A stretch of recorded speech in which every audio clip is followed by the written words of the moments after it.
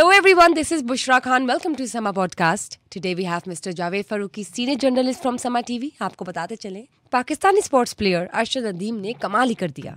1992 के बाद पहले स्पोर्ट्स प्लेयर हैं अरशद नदीम, जिन्होंने 2024 में गोल्ड मेडल जीता है और पाकिस्तान लेकर आए हैं। ओलंपिक रिकॉर्ड ब्रेक कर दिया है जनाब। लेकिन जब बात करते हैं सिल्वर मेडल जीतने वाले नीरज चोपड़ा की और उनकी मदर की, तो उन्होंने क्या फीडबैक दिया इस हवाले से और दोनों की माओ ने क्या फीडबैक दिया है अरशद नदीम और नीरज चोपड़ा के हवाले से, ये भी आपके साथ शेयर करेंगे। लेकिन जब बात करते हैं बांग्लादेश की बदलती हुई सूरत हाल आप सबके सामने है।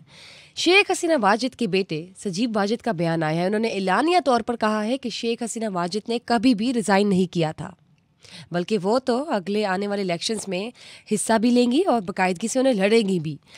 इस हवाले से भी जानते हैं आखिर ये चल क्या रहा है। अस्सलाम वालेकुम। वालेकुम सलाम। कैसे हैं सर आप? जी बिल्कुल ठीक। जब हम बात करते हैं अरशद नदीम की, उन्होंने तो कमाल ही कर दिया। पूरा पाकिस्तान जो है वो सेलिब्रेट कर रहा है। 1992 के बाद 2024 में गोल्ड मेडल पाकिस्तान लेकर आए हैं, वो ओलंपिक्स रिकॉर्ड ब्रेक किया। इस हवाले से आप क्या कहेंगे? बहुत बड़ी जीत है, आपको भी मुबारक हो, हमें भी मुबारक है, हम भी मुबारकबादें वसूल कर रहे हैं। अगरचे इस मुबारकबाद में हमारा और आपका हिस्सा कोई नहीं है। बिल्कुल, ये सरासर मेहनत जो है वो अरशद नदीम की है। और वो हम देख रहे हैं मीडिया के ऊपर, सोशल मीडिया के ऊपर, वो जिसे कहते हैं ना कि जो फतह होती है उसके बाप बड़े बन जाते हैं। और असमा बुखारी भी यही कह रही हैं कि इस बार जो इंडिपेंडेंस डे है वो नई तरीके से मनाया जाएगा। इसमें मतलब हम कह सकते हैं कि डबल खुशी ऐड हो गई है। 14 अगस्त से पहले अरशद नदीम ने एक खुशखबरी दी है। बिल्कुल। तो हुकूमत पाकिस्तान ने उन्हें बहरहाल भेजा, ये तो एक मानता है कि हुकूमत, लेकिन ये ओवरऑल हमारा एक मसला तो ये है कि हम ये इस बात पर तनकीद करते हैं और ये एक बहुत बड़ा इशू भी है कि इतना बड़ा मुल्क है हमारा, कोई 24-25 करोड़ 26 करोड़ की पॉपुलेशन का एक मुल्क है, लेकिन इसमें से हमारे एथलीट गए कितने हैं ओलंपिक्स में। खैर ये एक लंबी बहस है, इस वक्त हम इस पे ना पड़े। मेरे ख्याल अरशद नदीम ने जो एक मेडल जीता है उसकी खुशी जो है उसे सेलिब्रेट करना चाहिए। एक बहुत बड़ी अचीवमेंट है। एक तो बड़ी बात ये कि अरशद नदीम ने इंडिविजुअल जो इवेंट्स हैं उसमें पाकिस्तान की तरफ से ओलंपिक्स की हिस्ट्री में पहली बार गोल्ड मेडल लिया है। इससे पहले किसी ओलंपिक्स के अंदर किसी एथलीट ने इंडिविजुअल इवेंट के अंदर कोई मेडल नहीं लिया था, गोल्ड मेडल नहीं लिया था। और आप ये देखें कि स्पोर्ट्स की दुनिया की जब बात करते हैं तो हर कोई मायूस है जब क्रिकेट को देखते हैं हम। तो क्रिकेट के बाद और ये जो हमारे मैचेस चल रहे होते हैं उसके बाद एक नया आप देख सकते फेज है, सेलिब्रेशंस चल रही हैं कि चले अरशद नदीम कहीं से तो आई, खुशी की खबर आई। देखिए ना क्रिकेट जो है वो मुसलसल पिट रही है। हॉकी में देखें, इसके अलावा ओलंपिक्स में अगर कोई आपके पास मेडल था, गोल्ड मेडल था, तो वो मेरा ख्याल 2 दफ़ा या 3 दफ़ा वो हॉकी का है। मुझे करेक्ट कर दीजिएगा अगर मैं गलत हूँ। वो हॉकी टीम ने आपके जो है ओलंपिक गोल्ड मेडल लिए हुए हैं, वो टीम का था, ठीक है। लेकिन इंडिविजुअल का ये है, और वो भी इतनी ख़राब सूरत हाल है कि इतनी बदली है उस हवाले से भी कि देखें हॉकी की जो पाकिस्तान की वो टीम जो एक वक्त में ओलंपिक चैंपियन भी थी और वर्ल्ड चैंपियन भी थी, वो इस ओलंपिक में अपनी जगह भी नहीं बना सकी। ओलंपिक के क्वालिफाइंग राउंड को ही नहीं विन कर सकी, नजर ही नहीं आती, कहीं नजर नहीं आती। तो इन हालात में जो जी वो अरशद नदीम तो हमारा हीरो है, हमारे आंखों का तारा है, सबकी आंखों का तारा है। और असल में जो बात पता क्या है, उसकी जीत के ऊपर खुशी क्यों है कि जो आपने पहले बात कही ना कि कहीं से अच्छी खबर नहीं आ रही, किसी स्पोर्ट्स की तरफ से कोई अच्छी खबर नहीं आ रही। मतलब क्रिकेट की बुरी खबर है, हमें महंगाई के हवाले से कोई अच्छी खबर नहीं मिलती, ठीक है। रोज़ाना किसी न किसी चीज़ की कीमतें बढ़ी होती हैं। फिर यह है कि लॉ एंड ऑर्डर के हवाले से पटाखे फूट रहे होते हैं, हर तरफ कोई ना कोई ऐसी खबर होती है। तो ये एक डिप्रेशन का शिकार है इस वक्त पूरी कौम जो है। दुनिया में ये चल रहा है, रिसेशन एक चल रहा है। तो इसमें पाकिस्तानी कौम जो है इस वक्त ख़ास तौर पर हमारे जो है वो लोग जो है वो परेशान हैं। तो इसमें इस किस्म की जो खबर होती है वो ना सिर्फ ये कि खुशी देती है, बल्कि आपका मोराल भी, पूरी कौम का मोराल जो है उसको हाई करती है। तो ये इस हवाले से ये बहुत ही अच्छी जो है ये डेवलपमेंट है। बिल्कुल ठीक बात की आपने। मैं यहाँ पे ये भी ऐड करना चाहूँगी कि पूरे पाकिस्तान ने सपोर्ट किया और हुकूमत ने भी सपोर्ट किया, और हम चाहेंगे कि आइंदा भी अरशद नदीम जैसे बेहतरीन एसेट का ख्याल किया जाए और उनको सब चीज़ें प्रोवाइड की जाए जो कि ज़रूरत है, दी जाए, बिल्कुल तमाम सहूलतें दी जाए। देखें ना वो उसकी ट्रेनिंग का लेवल देखें, सहूलतें दी जाए। देखिए उसकी ट्रेनिंग का लेवल देखें और जो उसके मुकाबले पे जो बाकी प्लेयर्स हैं, जो उसका रनर अप है, जो इंडिया का उसका कंपटीटर है, नीरज चोपड़ा, उसकी ट्रेनिंग के ऊपर हमने देखा है कि जो खबरें आई हैं, अकेले एक प्लेयर की ट्रेनिंग के ऊपर को इंडिया ने 17-18 करोड़ रुपए खर्च किया है सिर्फ ओलंपिक्स के इस इवेंट के लिए। ठीक है, तो ये वहाँ पर तैयारी है और दुनिया भर में स्पोर्ट्स को इस तरह से लिया जाता है। तो हमारे यहाँ तो फिर जाहिर है कि ये एक बड़ा मायूस पहलू है। मेरे ख्याल से आज के बाद दिया जाएगा, होगा डेफिनेटली होगा कि देखिए, अगर हम और किसी काम में दुनिया के सामने खड़े नहीं हो पा रहे अगर, और लोगों को, कौम को कुछ ही खबर नहीं दे रहे, तो भाई जो दे रहे हैं उनके ही को हाथ पकड़ लो। बिल्कुल, उनमें इन्वेस्ट जरूर किया जाए और उन पर भी इन्वेस्ट किया जाए, और उसके साथ साथ देखिए consistency, hard work, passion, determination, सब कुछ भी अचीव कर सकते हैं। और अर्शद नदीम ने इंटरनेशनली एग्जांपल सेट की है। बिल्कुल बिल्कुल, और उसने ये साबित किया है कि कम वसाइल के बावजूद ये आपकी विल है, आपकी विल है, आपकी नियत है, आपकी डायरेक्शन है, वो अगर सीधी रहे तो आप कोई भी जो है वो टारगेट करें वो अचीव हो सकता है। राइट, लेकिन सबसे मजे की बात तो ये है जब हम रोशनी डालते हैं फीडबैक पे, नीरज चोपड़ा की मदर के और अर्शद नदीम की मदर पे, दोनों माओ ने कैसा बेहतरीन और प्यारा फीडबैक दिया है, ये जरा बताइए। ये तो कमाल ही हो गया। मतलब ये कि ये एक, मैं समझता हूँ एक शायराना सी बात होगी दोनों की माओं का जो रद्द-ए-अमल है। और एक तरफ तो ये शायराना बात होगी, मसलन पहले तो अर्शद नदीम की वालदा ने नीरज चोपड़ा के बारे में बहुत अच्छे जज्बात का इजहार किया कि वो भी मेरा बेटा है। ठीक है, अच्छा, और दूसरी तरफ नीरज चोपड़ा की वालदा ने जब उनसे बात हुई मीडिया की, उन्होंने कहा कि आपके बेटे ने सिल्वर मेडल जीता है, तो उसने कहा कि गोल्ड जो है वो भी अपने घर ही आया है, वो भी मेरा बेटा ही है। भाई इतनी खूबसूरत ये स्टेटमेंट थी दोनों तरफ से कि मैं ये समझता हूँ कि ये अगर इसको दोनों मुल्कों की जो लीडरशिप है इस चीज़ को मेंटेन करे, इस चीज को लेकर आगे बढ़े, और बेहतर हो जाएंगे। ये दोनों माएँ बहुत बड़ी डिप्लोमेसी कर गई हैं। मुश्रा मैं ये कहता हूँ, ये दोनों माएँ बहुत बड़ी डिप्लोमेसी कर गई हैं। ट्रू, पाकिस्तान और इंडिया के ताल्लुकात के हवाले से ये एक ब्रेक थ्रू भी साबित हो सकता है, अगर चाहे तो, अगर ये यहाँ की रूलिंग है वो चाहे तो। ठीक है, देखें ये जो लड़ाई है, ये जो कशीदगी है, इसमें तो हमेशा ये बात कही जाती है, हमारे यहाँ की जो इंटेलिजेंसिया है वो भी कहती है, वहाँ के लोग जो हैं उनसे मिलते हैं, वो भी सबका इत्तेफाक है इस पर कि ये तकरीबन कोई 1.5 अरब बल्कि 2.25 अरब नफूस की, अफराद की, लोगों का ये जो खिता है पाकिस्तान, इंडिया, बांग्लादेश, इसके अंदर अगर आप अपने तनाज़ात दूर कर लें तो इस खिते के जो अफराद हैं उनके ऊपर ये सारे वसाइल खर्च हों, ना ये कि जंगों की तैयारी के लिए ये सारा पैसा खर्च हो, किया आपने। तो ये इस खिते के पूरे हालात ही बदल सकते हैं।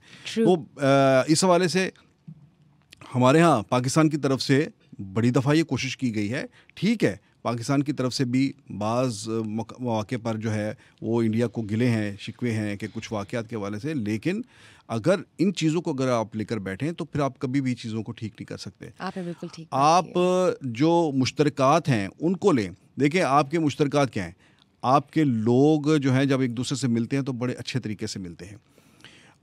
अगर आप इसकी बात करें, ये नीरज चोपड़ा की और अर्शद नदीम की, ये दोनों, इनको जहाँ मिलने का मौका मिला है वहीं इनकी दोस्ती डेवलप हो गई है। और आप देखिए कितना अच्छा इंप्रेशन है पूरी दुनिया के लिए कि किस तरह से कि जो फीडबैक आया है वो कितना खुशगवार साबित हो रहा है। बिल्कुल, दोनों मुल्कों के रिलेशनशिप्स के लिए। देखे ना, वो दोनों जो हैं वो दोस्त बन गए। और बल्कि नीरज चोपड़ा की एक बात जो है वो आपने भी पढ़ी होगी, देखी होगी, कि उसने कहा कि इसके पास से जेवलिन नहीं थी और मैंने पाकिस्तानी ऑफिशियल्स को बताया कि इसे ये चीज़ें जो हैं ये प्रोवाइड करें, ये जेवलिन लेकर दें ताकि इसकी परफॉर्मेंस बेहतर हो। तो ये स्पोर्ट्समैन स्पिरिट जो है इसकी इंतहा है। अच्छा, ये नई बात नहीं है, जब भी किसी भी स्पोर्ट्स के अंदर दोनों मुल्कों के प्लेयर मिलते हैं तो उनकी बड़ी दोस्ती होती है। मसलन क्रिकेट तो दोनों खेलते हैं, यहाँ पर युवराज सिंह है और शुएब थे हमारे फास्ट बॉलर, इनकी बड़ी दोस्ती थी युवराज की, बाकी और उस वक्त के सारे जितने प्लेयर थे उनकी पाकिस्तानी टीम के प्लेयर्स के साथ बड़ी दोस्ती थी। वसीम अकरम की दोस्ती थी अपने उस दौर के प्लेयर्स के साथ। ठीक है, इसी तरह सुनील गवास्कर की इमरान खान के साथ, जावेद मियांदाद के साथ, या वो सारा जो एक उस दौर के जितने प्लेयर थे वो आपस में बड़े बाहम शीरो शक्कर जिसे कहते हैं दोस्ती थी इनकी, जेलिन थे। तो ये ऐसी, फिर आप शोबिज़ में चले जाएं, शोबिज़ में भी आपके बहुत अच्छे ताल्लुकात आपको मिलते हैं। हम जर्नलिस्ट जो हैं जब ये आते जाते हैं तो इनका भी एक दूसरे के साथ बड़ा दोस्ताना एक मामला होता है। तो असल बात ये है कि देखने वाली ये बात है कि जो हुकूमतें हैं वो इन चीज़ों के ऊपर तवज्जो दें, और जो हमेशा आप इख्तलाफात को उस वक्त ठीक कर सकते हैं जब आप कॉमनैलिटीज़ जो हैं, मुश्तरकात जो हैं, आप उन पर बात करते हैं। तो दोनों मुल्कों के जो लोग हैं वो जितना एक दूसरे के साथ मिक्सअप होंगे, पाकिस्तान ने इस हवाले से बहुत ज़्यादा कोशिश की है। मियां नवाज शरीफ जब वज़ीर-ए-आज़म थे, इन्होंने देखें जिस तरह उस वक्त के प्राइम मिनिस्टर जो थे, इनके मोदी थे, उन्हें जिस तरह से अपने घर बुलाया, लेकिन ये सारी चीज़ें जो होती हैं वो बाद में सबोटाज हो जाती हैं। अब भी पाकिस्तान ने हमेशा कहा है, ये इलेक्शन कैंपेन थी, इसके अंदर पाकिस्तान की तमाम पॉलिटिकल पार्टीज़ का उनके मंशूर उठाकर देखें, उसमें किसी जगह इंडिया के ख़िलाफ़ दुश्मनी या इंडिया के साथ कोई जंग या कोई इख्तलाफी बातें नहीं थी, बल्कि ये हर एक पार्टी के मंशूर में ये बात थी कि इंडिया के साथ जो है हमें दोस्ताना ताल्लुकात बनाने हैं, इंडिया समेत तमाम हमसायों के साथ। राइट। तो इस चीज़ को लेकर आगे बढ़ना चाहिए, इससे ये पूरे रीजन के लोगों का फ़ायदा है। अरशद नदीम गोल्ड मेडल तो लेकर आए हैं, लेकिन इसके साथ साथ वो और क्या करते हैं? देखिए, उनके बारे में एक बात जो है ना बहुत ज़्यादा कही जा रही है, और कि वो इंतहाई गरीब, मफलूकल हाल, बड़े कस्म पुरसी। ठीक है, वो एक मेहनत कश घराने से ऊपर आए हैं और उन्होंने मेहनत की है और अब भी कोई बहुत ज़्यादा खुशहाल नहीं है। लेकिन यहाँ मैं आपके पॉडकास्ट के तवज्जो से एक बताऊँ कि अरशद नदीम लेस्को के अंदर पिछले 10 साल से वो एम्प्लॉई हैं। ठीक है, और बल्कि लेस्को ने उन्हें 2019 में ग्रेड 18 दे दिया। जबरदस्त। 18 स्पोर्ट्स बेस्ड। हाँ जी, बिल्कुल स्पोर्ट्स बेस के ऊपर वो लेस्को के अंदर है और ग्रेड 18 के इक्वल उन्हें तनख्वाह और मराहत मिलती है। वंडरफुल। ठीक है, तो ऐसी कोई बात नहीं है कि अरशद नदीम को बिल्कुल ऐसे किसी को भूख नंग का शिकार नहीं। वो पाकिस्तान की कौम जो है उसके लिए दुआगो भी है और हमारे इदारे भी हैं। रमज़ान भट्ट हैं, हमारे दोस्त हैं, भाई हैं, जो लेस्को के स्पोर्ट्स के जो सरबराह हैं। ये उन्होंने बताया जी कि ये तो हमारे यहाँ 2014 से एम्प्लॉई हैं और ये यहाँ पर जो है ग्रेड 18 में इस वक्त अपनी खिदमत अंजाम दे रहे हैं। और इसके अलावा ये है कि अब ये जो इवेंट वो जीते हैं तो इसके बाद वो उनके महकमे की तरफ से भी उनके लिए 10 लाख रुपए का इनाम का ऐलान किया गया और मज़ीद उन्हें इंक्रीमेंट वगैरह भी जो है वो दे रहे हैं। तो ये मैंने कहा था कि ये आपको मैं बताऊं कि ज़रूर करते ये तो बहुत अच्छी खबर है, बल्कि बताना चाहिए ताकि तमाम के तमाम जो लोग ये परसीव करें कि शायद उनके माली हालात बहुत ज़्यादा ख़राब है। ऐसा कुछ नहीं है।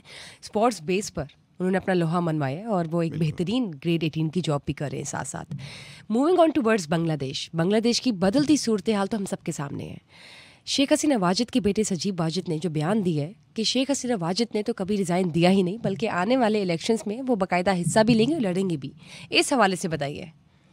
सजीब वाजिद का ये बयान जो है वो अभी रिसेंटली आया है और उन्होंने इससे पहले ये कहा था कि उनकी वालदा जो हैं वो अब दोबारा कभी सियासत में नहीं आएंगी। राइट। और ये वैसे भी उनकी आखिरी टर्म थी, इसके बाद उन्होंने सियासत से रिटायर ही हो जाना था। और उन्होंने ख़ुद भी कहा था अपने बारे में भी कि मैं भी सियासत से किनारा कशी कर चुका हूँ। ये पहले उनकी हुकूमत के अंदर IT के मिनिस्टर थे और इन पर काफ़ी करप्शन के एलिगेशंस हुए थे, जिस पर इनकी वालदा ने फिर इतना ज़्यादा रद्दमल हुआ कि उन्हें अपनी कैबिनेट से अलग कर दिया था। ठीक। तो ये अमेरिका रहते हैं। पहले उन्होंने कहा था कि ना मेरी वालदा अब सियासत में वापस आएंगी और ना ही मेरा कोई इरादा है सियासत करने का। लेकिन अब जो है वो उन्होंने ये कहा है कि वो उन्होंने तो इस्तीफ़ा ही नहीं दिया वज़ारत उज़्मा से। ठीक है, और ये कोई ज़बरदस्ती का जो है वो सीन चल गया है कि उनसे लिया गया इस्तीफ़ा या उनका कहा जा रहा है इस्तीफ़ा। उन्होंने इस्तीफ़ा नहीं दिया, वो आज भी वज़ीर-ए-आज़म है और वो जब इलेक्शन होगा तो उससे पहले वतन वापस आएंगी और इलेक्शन में हिस्सा लेगी। अच्छा, ये सवाल ये है यहाँ पर कि ये उन्होंने ऐसा क्यों कहा है, ये बयान क्यों बदला गया? हाँ, ये बताएं। या तो अंदर कोई डील हो गई इससे पहले इन कुछ दिनों में जब तक ये बयान सामने नहीं आया? बिल्कुल, कुछ कह सकते हैं हम? बिल्कुल, ये सवाल बनता है कि ये बयान उन्होंने क्यों दिया। ये बयान इसलिए दिया है, देखिए एक तो ये है कि वो इंडिया में है, अभी तक आगे जो है वो गई नहीं है, ना UK गई हैं ना अमेरिका गई हैं। खबरें आती रही कि उधर मिली नहीं सियासी पनाह और उधर जो है वो वीज़ा कैंसिल हो गया। इस किस्म की खबरें, पता नहीं उसके अंदर कितनी सदाकत है। लेकिन ये है कि फैक्ट ये है कि वो असल में उस जगह पर हैं जहाँ पर उन्होंने होना था। वो तमाम का तमाम इन्फ्लुएंस, तमाम की तमाम पावर वो इंडिया से लेती थी। True. ठीक है, अपने बाप से लेकर आज तक अवामी लीग और ये जो है शेख मुजीब फैमिली, ये एक प्रो इंडिया फैमिली है जी। ये अपनी तमाम इंस्पिरेशन भी इंडिया से लेते हैं और तमाम पॉलिटिकल सपोर्ट जो है वो भी इंडिया से लेते हैं, और इंडिया इन्हें देता है। इंडिया इन्हें पॉलिटिकल सपोर्ट भी देता है, मॉरल सपोर्ट भी देता है और फाइनेंशियल सपोर्ट भी इन्हें प्रोवाइड करता है। इनकी हुकूमतों को हमेशा मजबूत रखता है। ठीक। तो अब जो यहाँ पर वो आकर रही हैं, तो इंडिया को नई सूरत हाल सामने नजर आ रही है, और इंडिया को तो अपना खतरा भी पड़ गया था। बिल्कुल, इंडिया को नजर आ गया कि वह बांग्लादेश से बिल्कुल आउट हो गया है। सो ये दिन, जितने दिन गुजरे हैं, इसके अंदर डेफिनेटली इंडिया के अंदर इसके ऊपर सोच विचार हुई है, और इंडिया किसी सूरत वहाँ से अपना हाथ पीछे खींचने के लिए तैयार नहीं है। मतलब हम ये कह सकते हैं कि इंडिया ये अफोर्ड ही नहीं कर सकता कि शेख हसीना वाजिद जो है वो हुकूमत से बाहर रहें। जी हाँ, बिल्कुल, इंडिया को कभी भी ये अफोर्ड नहीं करता कि हसीना वाजिद यकसर और उनकी पार्टी यकसर बांग्लादेश की सियासत से आउट हो जाए। इससे इंडिया को बहुत बड़ा लॉस इंडिया है। ही पूरे का पूरा बाहर निकल जाएगा। राइट। और देखें ना, अब जो वहाँ पर अब अबूरी सरबराह जो बने हैं डॉक्टर यूनुस, उन्होंने आते ही ये स्टेटमेंट दिया है कि इंडिया को कहा है कि वो ज़रा बाज रहे, दूर रहे इन चीज़ों से। बल्कि उन्होंने ये कहा है कि इंडिया जो है उसके बांग्लादेश के अंदर गलत लोगों के साथ उसने अपने ताल्लुकात उस्तवार किए रखे हैं। ठीक। तो वो अपनी पॉलिसी के ऊपर नज़रसानी करे। सो ये इंडिया की तरफ से हो सकता है कि ये ऐसी, और डेफिनेटली ऐसी बात है कि इंडिया वहाँ से बिल्कुल हाथ नहीं खींच सकता। इंडिया डेफिनेटली वहाँ पर अपना असर रसूख बाकी रखेगा। इसके लिए वो हसीना वाजिद और उनके बेटे को भी आमादा कर सकता है कि वो सियासत हुकूमत में दोबारा से आए। सजीव वाजिद ने भी ये इशारा दिया है कि मैं भी अवामी लीग की क़यादत के लिए आ सकता हूँ अगर मेरे लोग चाहें तो। ठीक। लेट्स सी, ये एक नई डेवलपमेंट है ये। लेट्स सी आगे क्या होता है फ्यूचर में, क्योंकि जैसे शेख हसीना वाजिद के बेटे ने पहले बयान दिया और अब जो बयान दिया वो बिल्कुल मुख्तलिफ है। क्या डेवलपमेंट आती है, क्या चेंजेस आते हैं, ये हम शेयर करेंगे, लेकिन इसके लिए देखते रहिए Sama podcast. Stay tuned for another session. Till then, bye bye.